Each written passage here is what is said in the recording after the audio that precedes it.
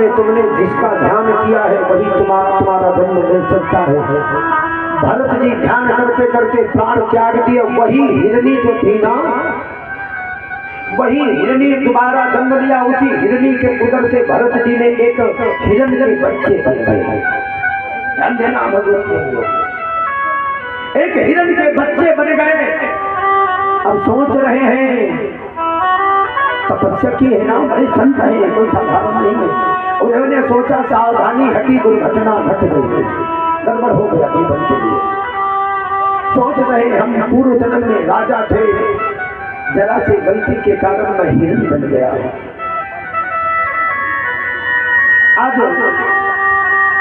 अब भगवत प्रेमियों इधर सोच रहे भरत जी,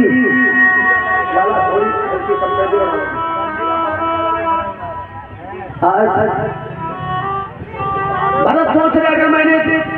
कोई भोजन किया, घास करी, तो कोई कीड़ा अगर खा लिया तो मैं कीड़ा बन सकता हूँ, तो भोजन छोड़ दिया, भोजन नहीं कर रहे और भगवान का भजन कर रहे। अब याद आ गया, ठोकर लग गई ना, अब याद कर रहे, मालूम क्या कह रहे हैं? छोड़कर संसार जब तू जाएगा, कोई न साथी तेरा साथ निभाएगा।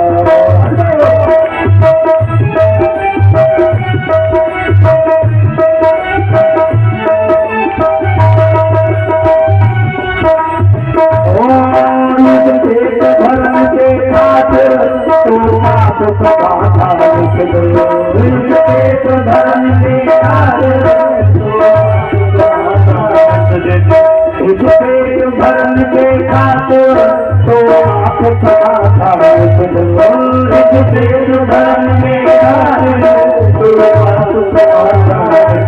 आप आग लग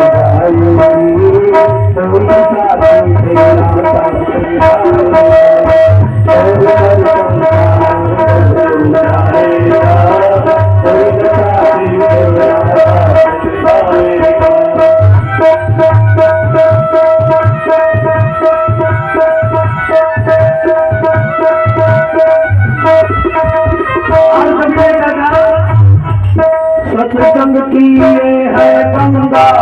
तो उसमें लगा लोटा, सत्संग की है गंगा तो उसमें लगा लोटा, वरना संसार से एक दिन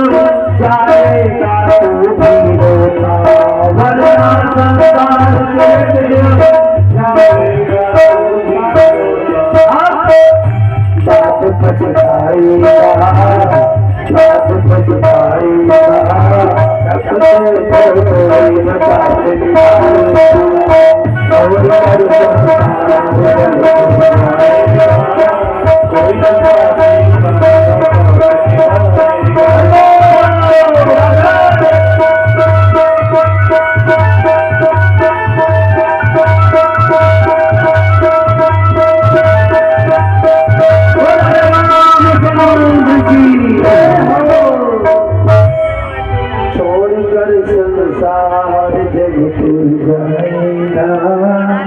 कोई न साथी तेरा साथ निभाएगा।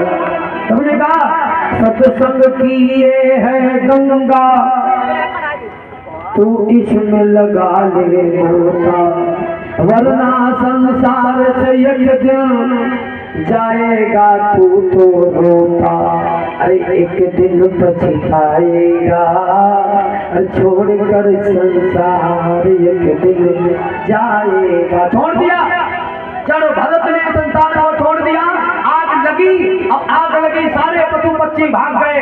भरत भगे नहीं, हिरण भगा नहीं, जल करके राख हो गया। तीसरे जन्म में एक ब्राह्मण के यहाँ जन्म लिया, अंगिरा गोत्र में जन्म मिला। पिता ने देखा, नाम रख दिया भरत। पिता ने गायत्री मंत्र फूका, कहने लगा सुनाओ। भरत ने सुनाया नहीं तो नाम कर दिए। मालूम क्या लिखा? जब सुनाया नहीं तो नाम बोल दिया जड़ भरत, मूर्ख भरत। जड़ माने मूर्ख। पिता ने सोचा ये मेरा बालक इतना बुद्धिमान है, इसने सुनाया नहीं। भरत ने सोचा आज पिताजी कह रहे गायत्री सुनाओ, कल कहेंगे जाओ फलाने घर में सत्यनारायण कथा कहिया वो कल कहिए जा भला ने घर में मुंडन पर जटनो बहु करवाया हम तो यही चक्कर पड़ी है एक दाल चक्कर में पड़े तो हिरन बनी गए और अवधि चक्कर में पड़ी है तो अब चक्कर जाने नहीं अर्ध बोलेंगे कुछ काम नहीं करते जिधर जाते हैं उधर देखते हैं चिड़ियों में देखते हैं तो राम नजर आते हैं पेड़ों में देखते तो राम नजर आते हैं घर वालों ने कहा तुम राम ही राम करियो कुछ करियो ना अच्छा घर वाले है ना तुम 4 दिन बैठ के देखो डॉक्टर साहब को बड़ी आराम है डॉक्टर साहब को यह मालूम आराम था कोई कहने वाला परम स्वतंत्र न सिर पर कोई अमनाई भाव करो तुम कोई सिर पर अब जैसे घर में घरवाली है तुम 2 दिन निखरार बैठो राजा भैया तुम 8 दिन घर में रहो फिर घरवाली पर खुशियों एकदम बढ़िया सकून की रोटी खाई मेरी ना देखिए आज भरत जी जो थे कुछ काम करते नहीं सुबह उठ के माला भाभी ने कही अच्छा ये माला वाला तुम छोड़ो कुछ काम करो अच्छा भरत जी पहुंच गए घर वालों ने कहा आजकल का मौसम था बढ़िया मकई भी जाओ वहाँ बहुत चिड़िया खा रही थी भरत जी पहुंच गए चिड़ियों में देखा तोड़ा चिड़ियों को क्या किया चिड़ियों बुलावे लगे आओ मालूम क्या कह जाए राम की चिड़िया अरे राम को खेतो अरे खाऊ चिड़िया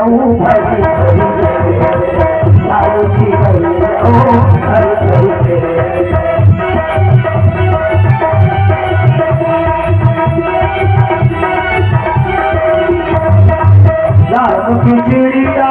राम को खेतो राम की चिड़िया राम को खेतो उल्टे भरत काम किया करते थे उल्टे तलब तलक भैया पहुंच गए भैया ने देखा भारे भाई तुम जब सब चिड़ैया ने खवाई दिया हमारे बाल बच्चा खा गई है तुम तो बाबा बहना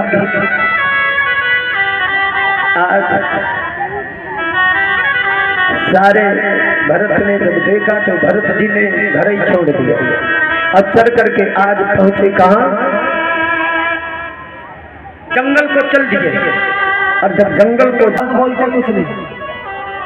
बिल्कुल उनका नाम ही चढ़ भरत है पहुंच गए काली मैया के पास में ले गए बढ़िया बाल उठाए बढ़िया नए वस्त्र पहनाए बढ़िया मीठा पान पकवान खूब खिला रहे के भरत खूब खा रहे भैया के हाथ जोड़े वाह भैया आज तेरी बड़ी कृपा हुई है ना तो हमको ये फल मीठा फूल खूब मिल रहा है आज बाल भीलों ने जो ही तलवार उठाई तो बलि चढ़ाना चाहना तो मैया प्रकट हो गई अब प्रकट होकर के तलवार ने उन बाल भीलों को मार दिया भरत को बचा दिया भरत को बचा दिया भरत वहां से चले जा रहे हैं वही जो हिरण था ना वो राजा हिरण था उस भारत के सतसंग से क्षणिक सत्संग में वो राजा बन गया उसका नाम है रघुकुल राजा सिंधु सौवीर का राजा वही क्षणिक सत्संग में आज वो हिरण का वो राजा बन गया आज वो सत्संग के लिए आ रहा था कहाँ कपिल देव भगवान के दर्शन कर रहा था तब तक अचानक उसकी पालकी में एक धोने वाला बीमार हो गया उस रघुकुल ने पालकी वाले को देखा तो भरत को देखा तो भरत मोटे ताजे थे हाथ पकड़ दिया पालकी में मछिया लिया चलो अच्छा भरत जी देखते हैं कि चींटी में भी